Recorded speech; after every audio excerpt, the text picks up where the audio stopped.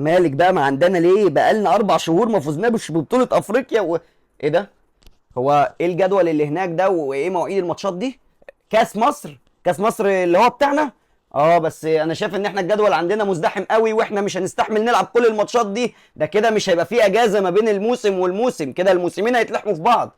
لا يابا الكاس ده انا عندي منه كتير، انا مش هلعب كاس مصر، انا منسحب من كاس مصر. ايوه يا اهلي انت صح، انت معاك حق، لازم تنسحب يا اهلي ولازم نقف. يعني ايه يعني المواعيد كلها والموسمين يخشوا في بعض؟ لا انت قرارك سليم جدا 100% ولازم تنسحب. اه طبعا.